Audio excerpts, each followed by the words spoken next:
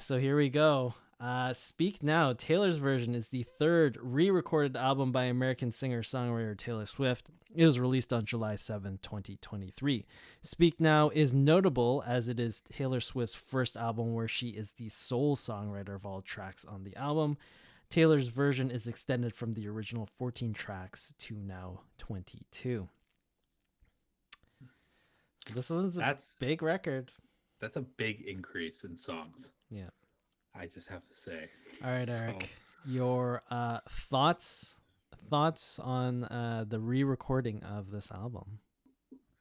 I mean, production wise, it's great.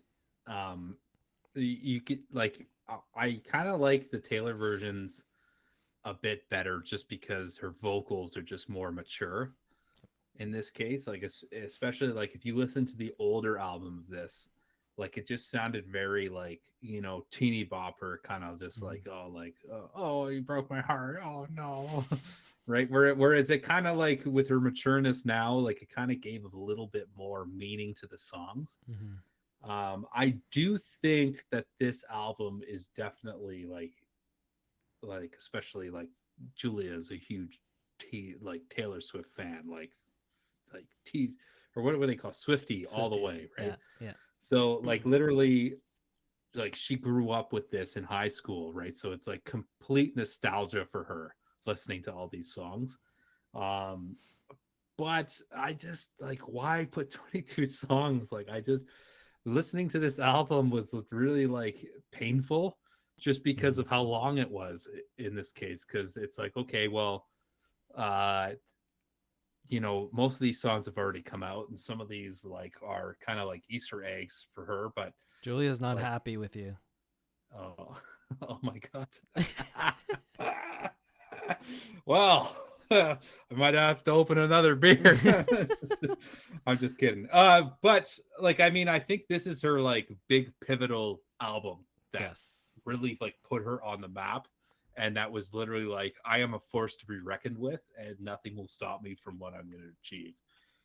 Because like, if you took the 14 songs that were on the album, and I'm just going to focus on those ones, if you took those, like, they're very well written songs, right? Just Mhm. like in terms of like melody line, lyrics, like your hooks too. Like it's just a very good, well written album.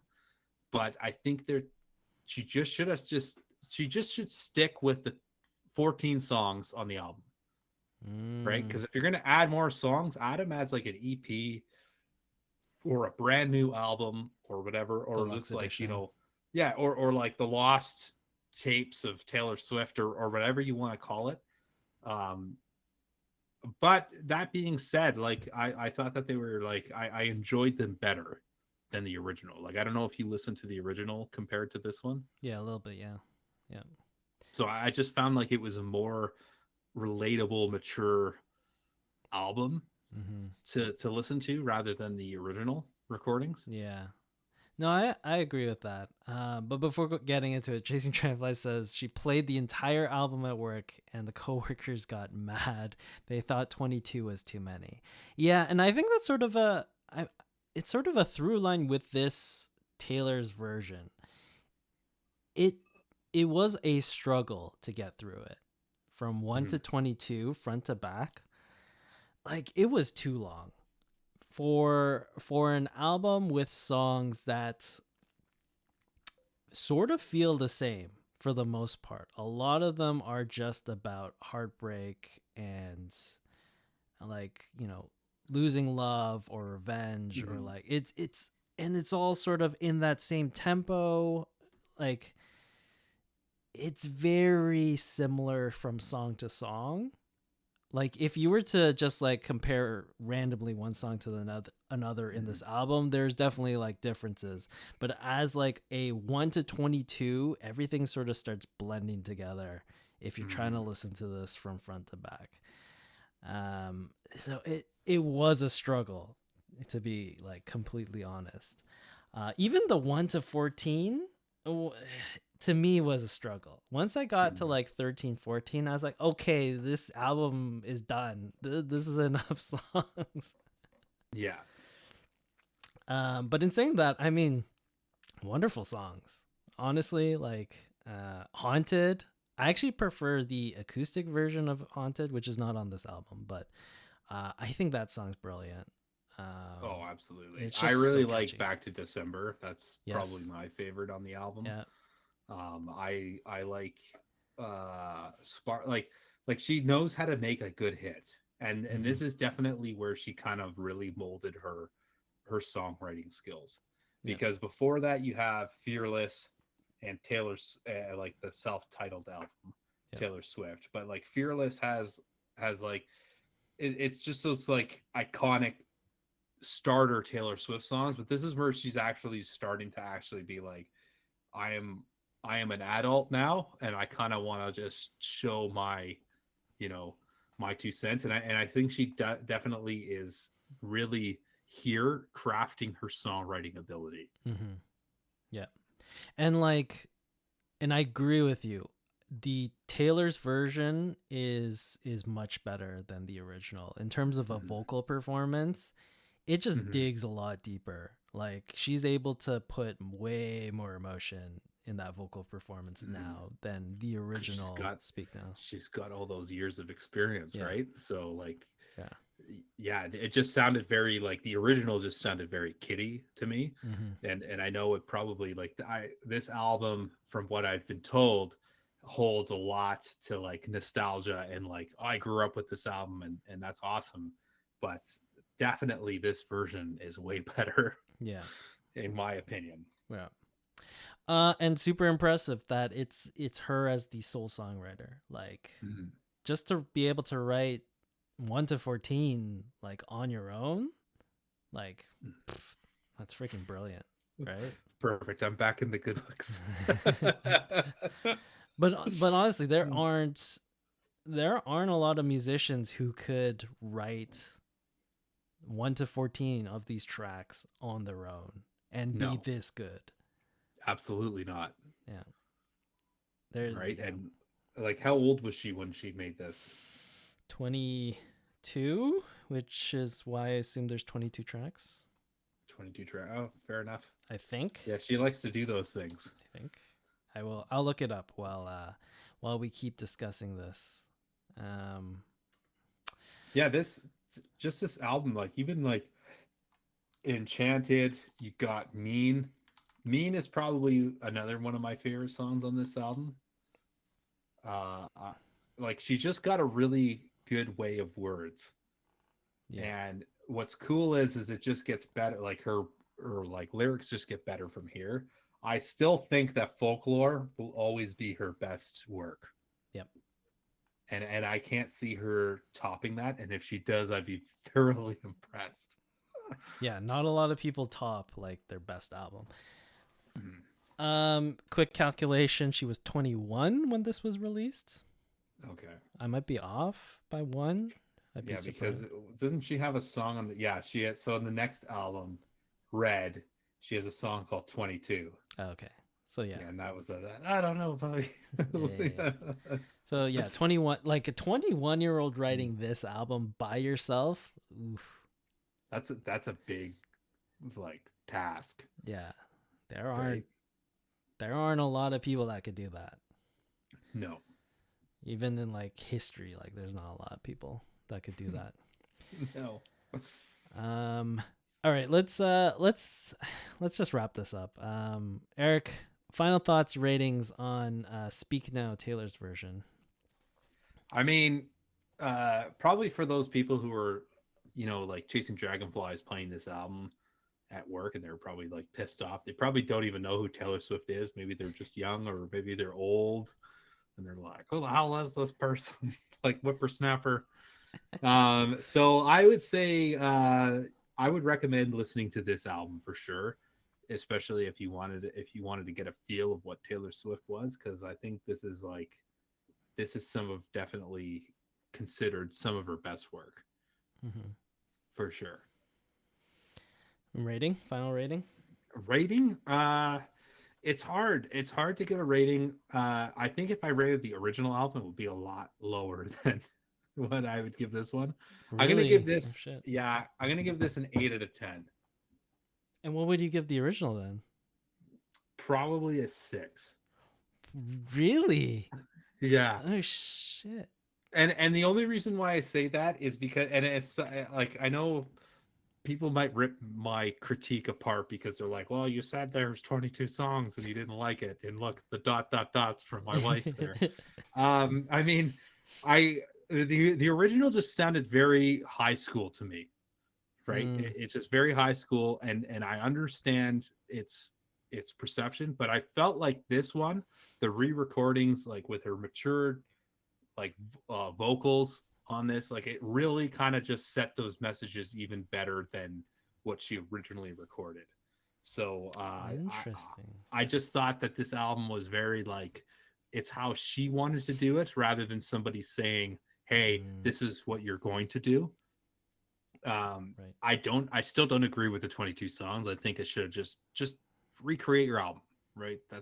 Hmm. That's it. Save your other I agree. songs for another thing. Recreate the album, or Mm-hmm. if you're going to add or remove songs, like it's because at that time the record label told you you can't add this song because it's not commercially viable. Exactly. Like there's no way tracks 15 to 22, all of those got rejected by the label and you intended on keeping those. Like it's not possible. That's a lot. Yeah, it is like two, maybe three songs you could have Mhm. added in that scenario, but yeah. Yeah. Oh wow. Okay, so you would have actually given the original a 6, whereas this one's an 8. Oh Yeah. damn. Weirdly enough, I might actually be the opposite you for this one. Mm. Um, like for this one specifically, Taylor's version, I think I'm giving it a 6 out of 10.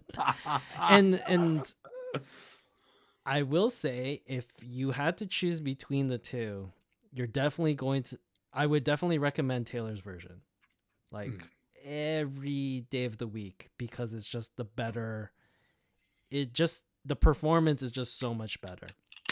Yeah, and it's better produced. Yeah, but I would give the original album an 8 out of 10. Hmm. That's the thing. I would do the reverse of you because I Why? think from an from a listening perspective, just an album, I think the 1 to 14 tracks is the sweet Mm. spot. I still think it's a bit too long, 1 to 14, but at least it wasn't a slog Mm. to listen to.